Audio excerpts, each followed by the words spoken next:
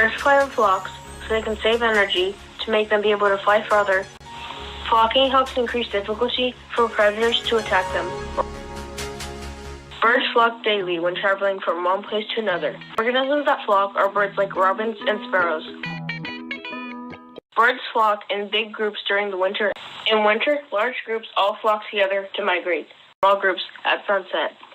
The survival rate of flocking is 68.7%.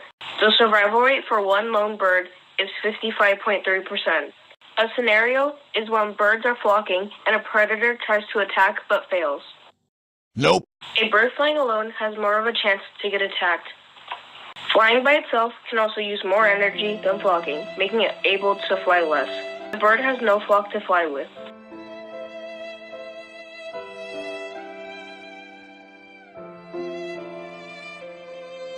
And is now the meal for its prey.